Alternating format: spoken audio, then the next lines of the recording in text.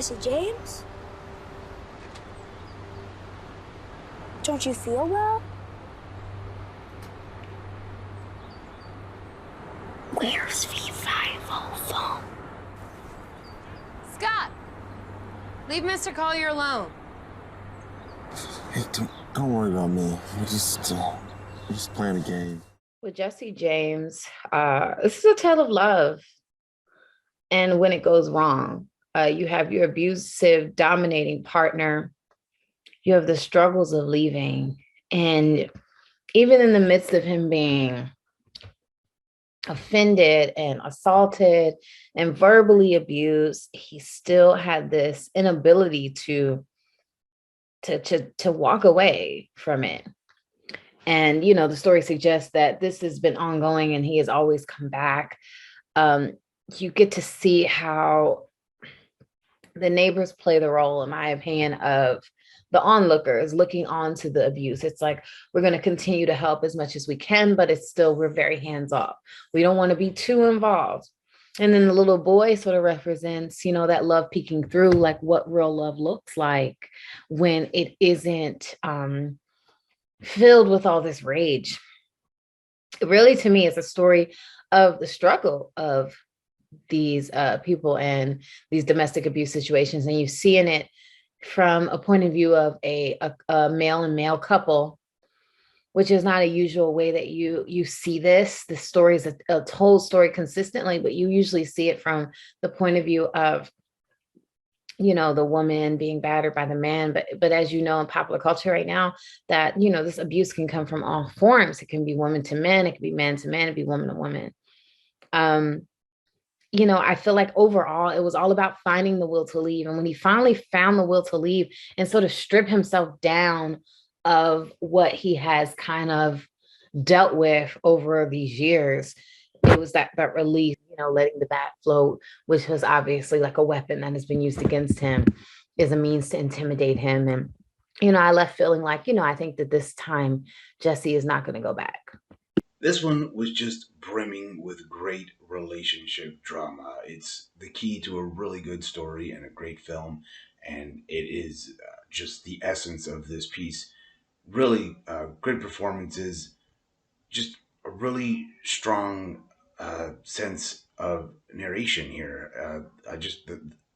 Following them through was really, for lack of a better word, like a roller coaster. It was really an up and down kind of thing. Just really interesting and well put together. Really a good job. Everyone involved should be proud. I really appreciated the pace of this piece. I think that, you know, you let it be really slow, which I thought really added to the story and helped your actors. I thought the acting was very subtle and your actors were very good together and had good chemistry. I thought your opening shot was really exciting and it drew me in. I also really appreciated how you allowed so much of the film to exist in silence. I think that you know, there was so much between them that you almost like didn't need words. The things around the world around them was so heavy, so I appreciated that you just sort of let them exist and we could sort of watch, you know, just as like flies on the wall. Jesse James, wow. Intense and impactful.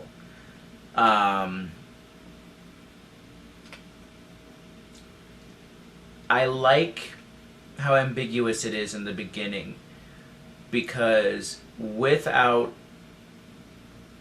saying it, within the first 5 minutes, you realize that Jesse James is in an abusive relationship,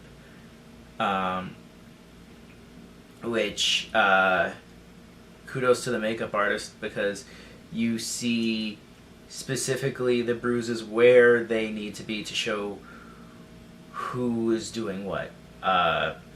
You have Jesse, who has bruises all over his face, and then I believe his name was Mike, who has bruises only on his knuckles. And he pulls every trick in the book he can think of to try to get him back in that house. And I found it very heartwarming how inclusive the police were. Normally the police aren't contributed as welcoming, and that felt like a very nice change. It felt nice seeing them stand up for Jesse. All in all, this was a story about abuse and growth from said abuse, and I thought this was a very powerful movie. This one I thought succeeded on having two very strong lead performances.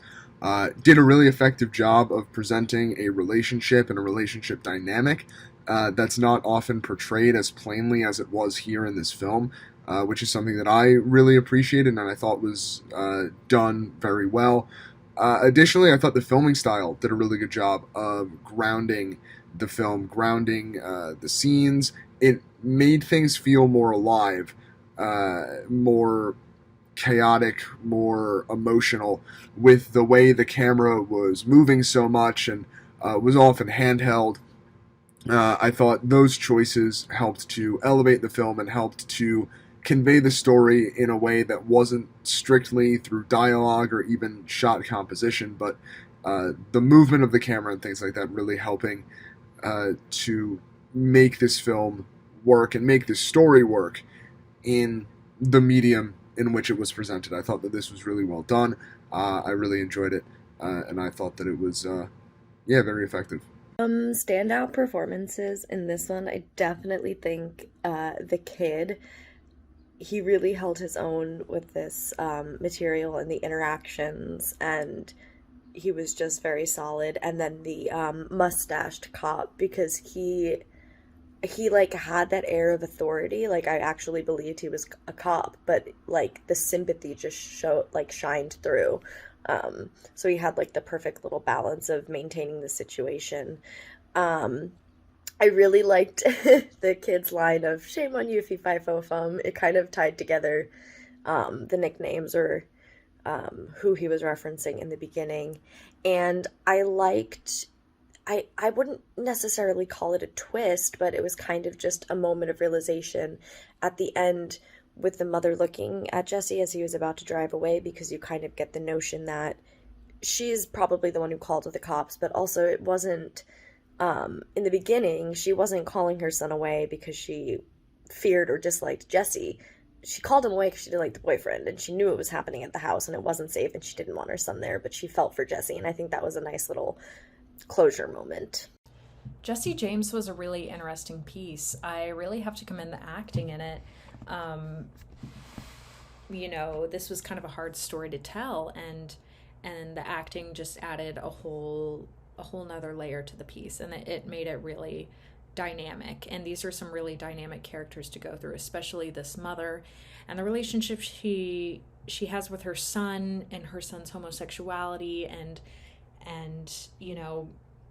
his partner, and watching that unfold and having the cops called on them, and this question of, did she call the cops on her son, or what's going on here? How is this relationship? And you see that redemption in the end where it's like, no, that's not it. There's still that love there, and there's this semblance of acceptance, but it's just shown in such a stifled way. It's really interesting, and it's really beautifully portrayed in the piece. And you see all of the relationships within this piece are incredibly dynamic and incredibly trifled within this piece, but they come out and they come off really dramatic, but really naturalistic and realistic, and I really have to commend the actors for that, like I previously said. But it's a really interesting story, really well done, and I could definitely see you expanding this piece. I think there's more to the story, and I'm excited to see where it goes from here. So very well done.